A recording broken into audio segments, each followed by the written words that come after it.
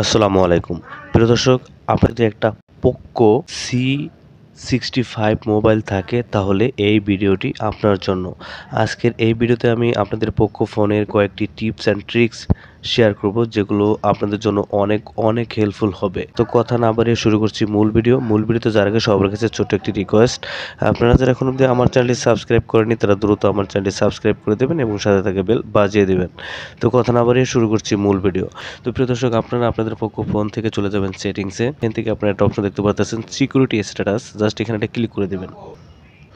তো প্রিয় দর্শক, এখানে একটা অপশন আছে, সেটা হলো গুগল প্লে প্রোটেক্ট। এখানে একটা ক্লিক করে দেবেন। এখানে ক্লিক করে দিলে কি হবে, আপনার ফোনে যদি কোনো ভাইরাস থাকে, ম্যালওয়্যার থাকে, তাহলে সেগুলো কিন্তু স্ক্যান করে সেটা ডিলিট করে দেবে অটোমেটিকলি।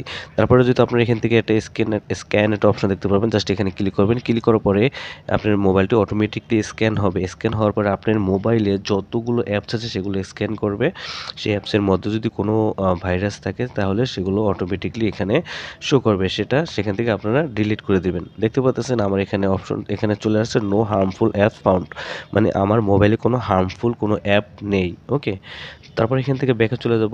তারপর এখান থেকে স্ক্রল করে নিচের দিকে আসবেন। নিচের দিকে আসার পর এই যেখানে একটা অপশন দেখতে পারবেন মোর অ্যাক্টিভিটি অপশন, জাস্ট এখানে একটা ক্লিক করবেন। তো এই যেখানে একটা অপশন দেখতে পারবেন পোর্টেবল হটস্পট, এখানে একটা ক্লিক করে জাস্ট আপনি কিন্তু আপনার মোবাইলের হটস্পট, মানে আপনার মোবাইলে যদি ইন্টারনেট থাকে সেটা যদি কারো কাছে শেয়ার করতে চান তাহলে পোর্টেবল হটস্পটের মাধ্যমে তাদের কাছে শেয়ার করতে পারবেন। এখান থেকে ব্যাকে চলে গেলাম। এই যে একটা অপশন এখানে দেখতে পারবেন লক স্ক্রিন, এই লক স্ক্রিনের মধ্যে ইম্পর্টেন্ট সেটিংস আছে যেটা কিন্তু অনেকেই জানে না। এই লক স্ক্রিনে যদি এটা ক্লিক করে দেন, স্লিপ আছে এখানে এটা ক্লিক করে দেবেন। এখানে ক্লিক করার পর এখানে দেখতে পারবেন আপনার যে মোবাইলটার স্ক্রিন আছে সেই স্ক্রিনটা কিন্তু অটোমেটিকলি 1 মিনিট পরে অফ হয়ে যাবে। চাইলে আপনারা এখান থেকে 15 সেকেন্ড দিতে পারেন, চাইলে আপনারা এখান থেকে 30 সেকেন্ড, 1 মিনিট, 2 মিনিট, আপনার যেটা ভালো লাগে। তো আমি আপনাদের রিকমেন্ড করবো আপনারা সবসময় 30 সেকেন্ড দিয়ে রাখবেন। আপনাদের স্ক্রিনটা অটোমেটিকলি 30 সেকেন্ড দিয়ে রাখলে 30 সেকেন্ড পরে অটোমেটিকলি বন্ধ হয়ে যাবে। এই যে দেখুন এখানে আরেকটা অপশন আছে যেটা ইম্পর্টেন্ট একটি বিষয়, সেটা হলো রাইস টু ওয়াক। নর্মালি কিন্তু এটা অফ করা থাকবে, এই যেগুলো কিন্তু অফ করা থাকবে এভাবে। হ্যাঁ, তো আপনি রাইস টু ওয়াক এটা যদি আপনারা এখান থেকে অন করে দেন, আপনার ফোনটি যদি লক করে দেন, লক করার পরে যখন আপনি ফোনটি উবুত করে রাখবেন, ঠিক আছে, রাখার পরে আবার যখন চিট করবেন তখন অটোমেটিকলি আপনার ফোনের যে লাইটটা আছে এটা কিন্তু অন হয়ে যাবে। এটা অন হয়ে যাবে, তখন কিন্তু আপনারা লক খুলতে পারবেন।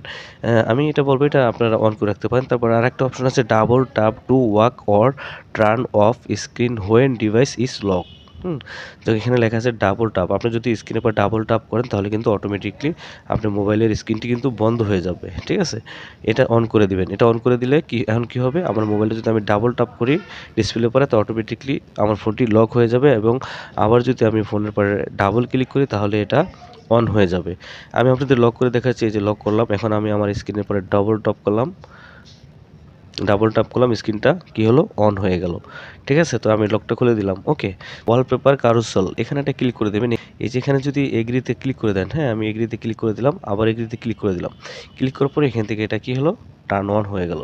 টার্ন অন হয়ে গেলে এখন কি হবে, অটোমেটিকলি আমার যেই ওয়ালপেপার আছে সেটা কিন্তু লক থাকা অবস্থায় একটা একটা ওয়ালপেপার চেঞ্জ হবে, চেঞ্জ হয়ে একটার পর একটা চলে আসবে। দেখাচ্ছি, আমি একটু লক করে দিলাম ফোনটাকে। লক করার পরে এই দেখুন লকটা খুললাম, এই দেখুন একটা ওয়ালপেপার আসছে। তখন আমি যদি আবার লক করে দিই, আবার যদি অন করি, দেখুন আরেকটা ওয়ালপেপার আসছে।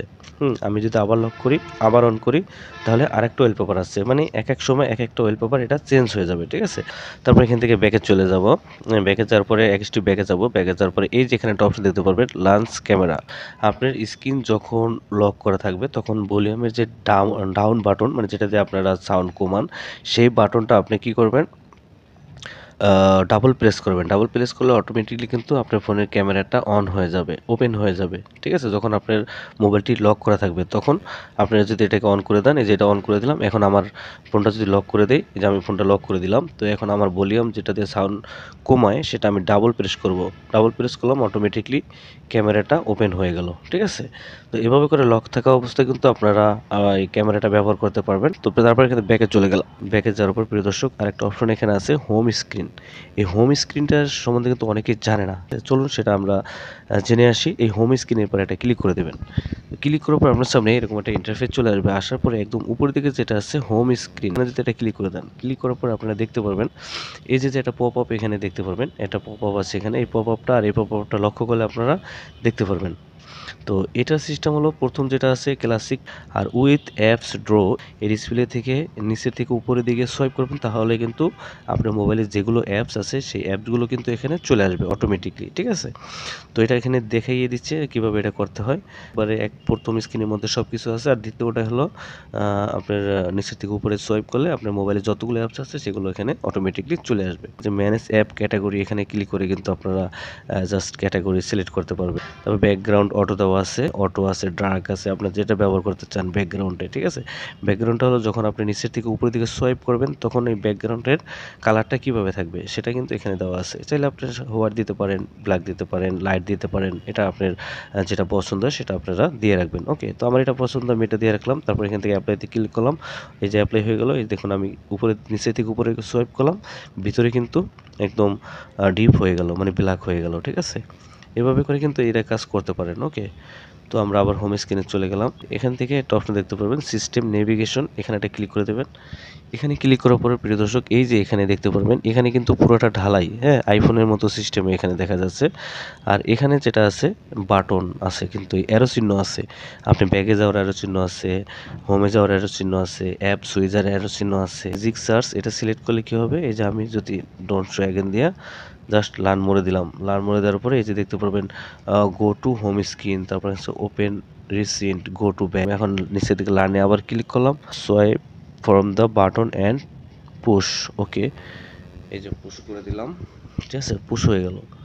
মানে এরা দেখিয়ে দিতেছে আপনারা কিভাবে এটা ব্যবহার করবেন, ঠিক আছে।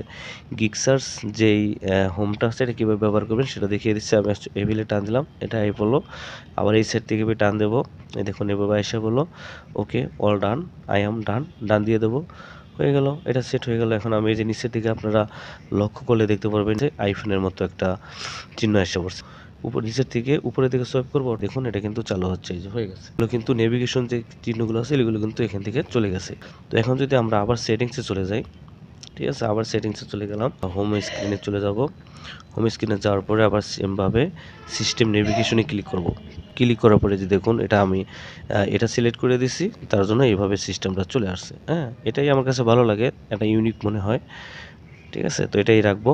আমরা এই সাইডে থেকে এদিকে সোয়াইপ করব, ঠিক আছে। এই যে দেখুন আমি আপনাদের দেখাচ্ছি এই সাইড থেকে এদিকে সোয়াইপ করতে হবে, ঠিক আছে। তো আমি এখন এদিকে সোয়াইপ করব, এই যে ব্যাকে চলে যাচ্ছে। আবার এই সাইডে সোয়াইপ করব, একদম হোমে চলে যাবে। তো আবার সেমভাবে আমরা সেটিংসে চলে যাব। তারপর প্রিয় দর্শক আরেকটা অপশন এখানে দেখতে পারবেন ডিসপ্লে অ্যান্ড ব্রাইটনেস, এখানে যদি এটা ক্লিক করে দেন, এখানে ক্লিক করার পরে এই যে ডার্ক মোডটা কিন্তু আমার অন করা আছে অলরেডি, হ্যাঁ। তো আমি আপাতত ডার্ক মোডটা অফ করে দিলাম। তো আপনারা অবশ্যই ডার্ক মোডটা অন করে দেবেন, কারণ ডার্ক মোডটা অন করে দিলে আপনাদের চোখের ক্ষতি কম হবে এবং মোবাইলের চার্জ অনেক সময় পর্যন্ত থাকবে। হ্যাঁ, অবশ্যই আপনারা ডার্ক মোডটা অন করে দেবেন। যেহেতু আমি আপনাদের জন্য টিউটোরিয়াল ভিডিও বানাচ্ছি এই জন্য আমি ডার্ক মোডটাকে আপাতত অফ করে রাখলাম। এই যে ব্রাইটনেসটা আছে, এই ব্রাইটনেসটা কিন্তু আপনারা চাইলে কমিয়ে বাড়িয়ে রাখতে পারেন, ঠিক আছে। তো আমি আপনাদের সেক্ষেত্রে আমি ডার্ক মোডটা আবার অন করে দিলাম। আমি আপনাদের সেক্ষেত্রে একটা রিকমেন্ড করব, ডার্ক মোডটা এখানে অপশনটা আমি অফ করে দিলাম, ঠিক আছে। তো এটা রিকমেন্ড করব, এখান থেকে যে অপশন আছে অটো ব্রাইটনেস, এটা আপনারা চালু করে দেবেন। এটা চালু করে দিলে কি হবে, আপনি যখন আলোতে যাবেন, অধিক আলোতে যাবেন, তখন অটোমেটিকলি আপনার ফোনের ব্রাইটনেসটা বেড়ে যাবে। আর যখন আপনি অন্ধকারে চলে আসবেন, ডার্ক রুমে চলে আসবেন, তখন অটোমেটিকলি আপনার ডিসপ্লের আলোটা কমে যাবে। তো প্রিয় দর্শক অবশ্যই কিন্তু আপনারা আপনার ফোনটি নতুন যখন কিনে আনবেন, কিনে আনার পরে কিন্তু এই কাজগুলো কিন্তু আপনার অবশ্যই করতে হবে। Fingerprints, face data and screen lock, এগুলো কিন্তু মাস্ট বি চালু করে রাখবেন, ঠিক আছে। হয় আপনারা ফিঙ্গার দিবেন, না আপনার লক দিবেন, যেটা দিতে পারেন। এখানে 4টা অপশন আছে, আপনারা দেখতে পাচ্ছেন, স্ক্রিন লক, ফিঙ্গারপ্রিন্ট আর ফেস লক, আর আছে আনলক উইথ ব্লুটুথ। ব্লুটুথ দিয়ে এটাকে আনলক করতে পারেন। তো সেক্ষেত্রে এখানে যে কটা অপশন আছে সবগুলোই চালু করে রাখবেন।